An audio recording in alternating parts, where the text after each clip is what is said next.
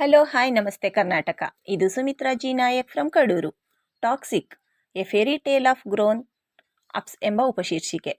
ಗೀತು ಮೋಹನ್ ದಾಸ್ ನಿರ್ದೇಶನದ ಯಶ್ ಸರ್ ದ್ವಿಪಾತ್ರದಲ್ಲಿ ಕಿಯಾರಾ ಅಡ್ವಾಣಿ, ನಯನತಾರಾ, ಹುಮಾ ಖುರೇಷಿ, ತಾರಾ ಸುತಾರಿಯಾ ಮತ್ತು ರುಕ್ಮಿಣಿ ವಸಂತ್ ನಟಿಸಿದ್ದಾರೆ.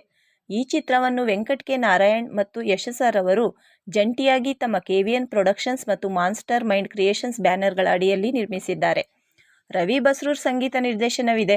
ಈ ಚಿತ್ರವನ್ನು ಏಕಕಾಲದಲ್ಲಿ ಕನ್ನಡ, ಹಿಂದಿ, ತಮಿಳು, ಮಲಯಾಳಂ ಮತ್ತು ಇಂಗ್ಲಿಷ್ನಲ್ಲೂ ಚಿತ್ರೀಕರಿಸಿದ್ದು ಮಾರ್ಚ್ 19, 2026ರಂದು ವಿಶ್ವಾದ್ಯಂತ ಚಿತ್ರಮಂದಿರಗಳಲ್ಲಿ ಬಿಡುಗಡೆಯಾಗಲಿದೆ. ಪುರುಷ ಪ್ರಯಾಣಿಕರಿಗೆ ಗುಡ್ ನ್ಯೂಸ್ ಕೊಟ್ಟ ಸರ್ಕಾರ. ಸಾರಿಗೆ ಸಚಿವ ರಾಮಲಿಂಗಾರೆಡ್ಡಿ ಅಧಿಕೃತ ಘೋಷಣೆ ಮಾಡಿದ್ದಾರೆ. ಸದ್ಯಕ್ಕೆ BMTC ಮತ್ತು KSRTC ಬಸ್ಗಳ ಟಿಕೆಟ್ ದರ ಏರಿಕೆ ಆಗೋದಿಲ್ಲ ಅಂತ. ಇದು ಒಂಥರ ಪುರುಷರಿಗೆ ಸಿಹಿ ಸುದ್ದಿನೇ. 40ರ ಹರೆಯದಲ್ಲಿ 2ನೇ ಮದುವೆಯಾದ ಮಾಜಿ ಕ್ರಿಕೆಟಿಗ ಶಿಖರ್ ಧವನ್. ಮಾಲೂರಿನ ಮಾರುತಿ ವೃತ್ತದ ಪೊದೆಯಲ್ಲಿ ನವಜಾತ ಶಿಶು ಪತ್ತೆಯಾಗಿದೆಯಂತೆ. ಮಾನವೀಯತೆ ಇಲ್ಲದ ಜನ. ಮನೆಯಲ್ಲಿ ಲೂಡೋ ಆಟ ಆಡುತ್ತಿದ್ದ 8 ವರ್ಷದ ಹೆಣ್ಣು ಮಗುವೊಂದು ಆಟದಲ್ಲಿ ಬಳಸಲಾಗುವ ಶಂಕು ಆಕಾರದ ಪ್ಲಾಸ್ಟಿಕ್ ಕಾಯಿನ್ ನುಂಗಿ ಉಸಿರುಗಟ್ಟಿ ಸಾವನ್ನಪ್ಪಿರುವ ಘಟನೆ ತೊಕ್ಕೊಟ್ಟು ಸಮೀಪದ ಕೊಲ್ಯ ಎಂಬಲ್ಲಿ ಶನಿವಾರ ಮಧ್ಯಾಹ್ನ ನಡೆದಿದೆ.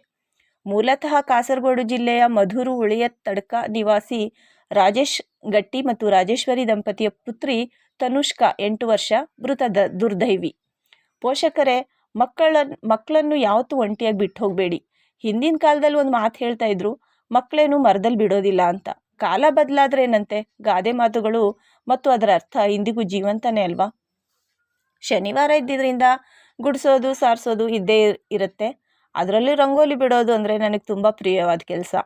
ರಂಗೋಲಿ ವಿಡಿಯೋ ಬೇಕು ಅಂದರೆ ಕಮೆಂಟ್ ಮಾಡಿ. ಸಿಗ್ತೀನಿ ಇನ್ನಷ್ಟು ಕುತೂಹಲಕಾರಿ ವಿಡಿಯೋಸ್ ಜೊತೆ. ನನ್ನ ಯೂಟ್ಯೂಬ್ ಚಾನೆಲ್ ರೈತ ಮಹಿಳೆ ಸುಮಿತ್ರಾ ಜಿ ನಾಯಕ್ ಸಬ್ಸ್ಕ್ರೈಬ್ ಮಾಡಿ. ನನ್ನ ಇನ್ಸ್ಟಾಗ್ರಾಮ್ ಪೇಜ್ ಸುಮಿತ್ರಾ ಜಿ ನಾಯಕ್ ಅಂತ ಫಾಲೋ ಮಾಡಿ. Thank you, bye.